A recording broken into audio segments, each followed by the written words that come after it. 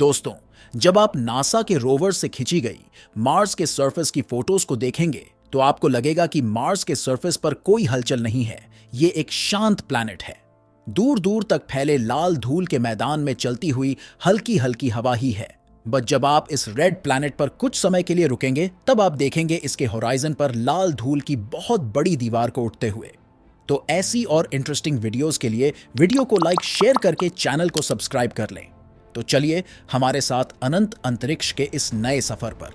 आपको लगेगा ये धूल से बना स्टॉर्म यहाँ पृथ्वी पर आने वाले स्टॉर्म्स की तरह ही है, बट ये डस्ट स्टॉर्म इतना बड़ा होता है कि ये सिर्फ एक रीजन को या एक कॉन्टिनेंट को ही नहीं बल्कि पूरे प्लैनेट को ही ढक लेता है। और मार्स में आने वाला ये सुपर स्टॉर्म हर 3 मार्शियन ईयर के बाद या अर्थ के 5.5 साल के बाद आता है। और धूल से बना ये सुपर स्टॉर्म मार्स पर आने वाली सनलाइट को कुछ हफ्तों या महीनों के लिए रोक देता है। और सनलाइट के कम होने के कारण वहां रोवर या लैंडर्स को वर्क कराना साइंटिस्ट के लिए एक बड़ा चैलेंज होता है। अगर फ्यूचर में इंसान मार्स पर बसना चाहे तो उन्हें पहले इस प्रॉब्लम को सॉल्व करना होगा। मार्स पर यह सुपर स्टॉर्म क्यों और कैसे बनता है, हम इसके बारे में अभी भी बहुत कुछ नहीं जानते हैं। तो चलिए पता लगाते हैं कि मार्स पर यह प्लैनेट के साइज के सुपर स्टॉर्म क्यों बनते हैं। मार्स पर हमेशा से ये प्लैनेट के साइज के सुपर स्टॉर्म नहीं बनते थे। अभी हम जिस बंजर लाल ग्रह को देखते हैं वो पहले ऐसा नहीं था। कभी यहाँ एक थिक एटमॉस्फेयर था और इतना गर्म था कि यहाँ पानी भी मौजूद था। और फिर अरबों सालों में यहाँ का एटमॉस्फेयर खत्म हो गया और मार्स एक बंजर ग्रह बन गया। और यहाँ के एटमॉस्फेयर का वॉल्यूम अर्थ के एटमॉस्फेयर के वॉल्यूम के 1% से भी कम हो गया। मार्स पर आने वाले ये स्टॉर्म मार्स के ड्राई हो जाने के कारण नहीं स्टार्ट हुए, बल्कि हम अभी तक इन स्टॉर्म्स के ओरिजिन के बारे में ज्यादा नहीं जानते। वैज्ञानिकों का मानना है कि इस सुपर स्टॉर्म्स के बनने का मेन कारण है मार्स का टेम्परेचर, क्योंकि मार्स में कार्बन डाइऑक्साइड का लेवल हाई है और मार्स का सरफेस हीट को अच्छी तरह से रिटेन नहीं कर पाता। इसका मतलब ये है कि अगर आप मार्स के इक्वेटर में दिन के सबसे गर्म टाइम में खड़े हों तो आपके पैरों के पास का टेम्परेचर लगभग 23 डिग्री सेल्सियस होगा और आपके सिर के पास का टेम्परेचर होगा 0 डिग्री सेल्सियस। इसी कारण मार्स में दिन और रात में टेम्परेचर में इंटेंस स्विंग होता है। यहां दिन का टेम्परेचर 27 डिग्री सेल्सियस और रात का टेम्परेचर -133 डिग्री सेल्सियस तक पहुंच जाता है। और इस टेम्परेचर स्विंग के कारण विंड्स बनने लगती है, जिसके कारण पूरे प्लैनेट में डिफरेंट वेदर सिस्टम बनते हैं। ये वेदर सिस्टम बारिश या वाटर साइकिल के नहीं होते, बल्कि ये होता है डस्ट का साइकिल। और ये डस्ट मार्स में एक इंपॉर्टेंट रोल प्ले करता है और बिना इसके पूरे प्लैनेट को कवर कर लेने वाला स्टॉर्म बन ही नहीं सकता। सुपर स्टॉर्म बनने की शुरुआत तब होती है जब मार्स की डस्ट हवा में मिलने लगती है। ऐसा होने के कुछ मैकेनिज्म हैं, जैसे डस्ट डेविल्स, जो साल में हजारों की संख्या में मार्स पर बनते हैं। ये ज्यादातर मार्शियन स्प्रिंग और गर्मी में ही बनते हैं।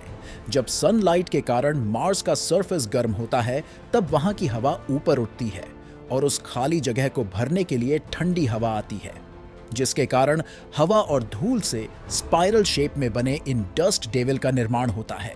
ये कई 100 मीटर चौड़े और 8.5 किलोमीटर हाइट तक हो सकते हैं और मार्शियन सरफेस पर घूमते हुए ये डस्ट डेविल सरफेस की डस्ट को ऊपर के एटमॉस्फेयर में पहुंचा देते हैं।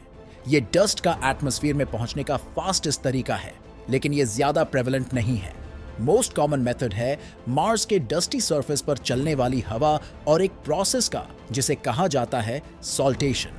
मार्स के डस्ट का एयर में जाना डिफिकल्ट होता है क्योंकि स्मॉल डस्ट पार्टिकल में थोड़ा इलेक्ट्रोस्टैटिक चार्ज होता है, जिससे वो आपस में जुड़े हुए होते हैं। इसका मतलब ये है कि उन्हें एयर में पहुंचाने के लिए एक सर्टेन अमाउंट ऑफ मोमेंटम की जरूरत पड़ेगी। बट बड़े रेत की तरह के पार्टिकल में कोहीजन कम होता है, तो ये पार्टिकल इजीली वाइंड से एयर में लिफ्ट हो जाते हैं, बट हैवी होने के कारण ज्यादा देर तक एयर में नहीं रह पाते और सरफेस पर गिर जाते हैं। और इनका इम्पैक्ट इनफ होता है लाइटर डस्ट पार्टिकल के कोहीजन को खत्म करके एयर में पहुंचाने के लिए। और एक बार ये ऊपर एटमॉस्फेयर में पहुंच गए तो मार्स की कम ग्रेविटी के कारण ये उसके एटमॉस्फेयर में कुछ हफ्ते या महीने तक रह सकते हैं। और स्टॉर्म के फॉर्मेशन के लिए इतना काफी है, क्योंकि ये छोटे पार्टिकल सन से आने वाली हीट को कलेक्ट कर लेते हैं।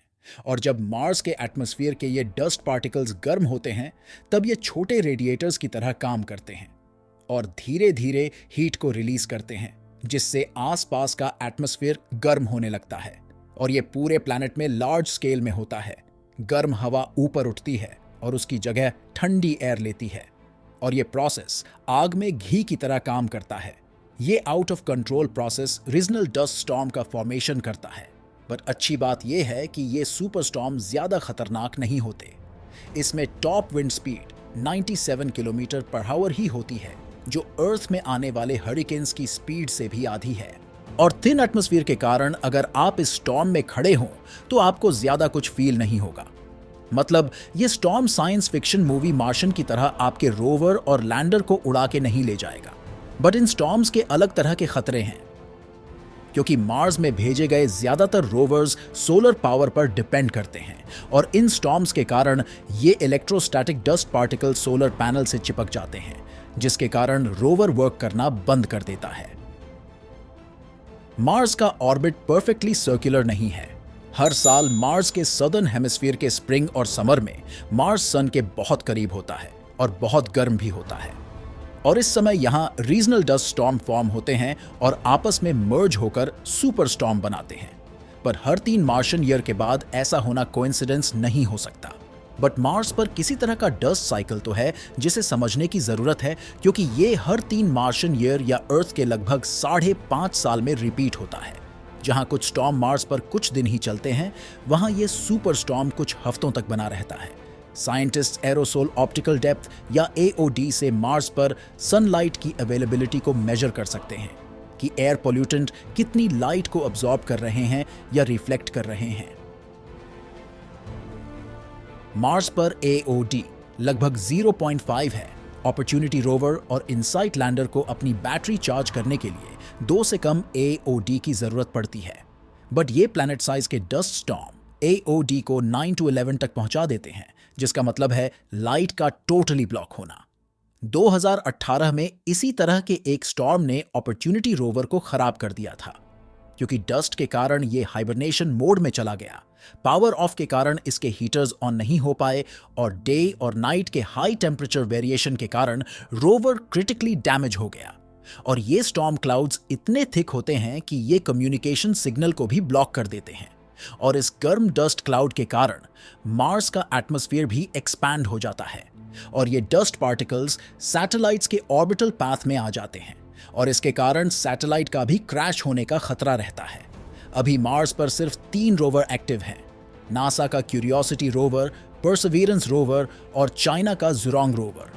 और इन तीनों में केवल चाइना का ज़ुरोंग रोवर ही सोलर पावर का यूज करता है। तो आपको क्या लगता है, क्या ज़ुरोंग रोवर हर 3 मार्शन ईयर में आने वाले नेक्स्ट सुपरस्टॉर्म में सर्वाइव कर पाएगा? तो दोस्तों, इस वीडियो में बस इतना ही। होप ये वीडियो आपको पसंद आई होगी। अगर ऐसा है तो वीडियो को लाइक शेयर करना ना भूलें, और अगर आप इस चैनल पर नए हैं तो चैनल को सब्सक्राइब करके बेल आइकॉन पर क्लिक करें, जिससे नए वीडियो के नोटिफिकेशंस आपको मिल सके। तो मिलते हैं ऐसी ही मजेदार और इंटरेस्टिंग अगली वीडियो में।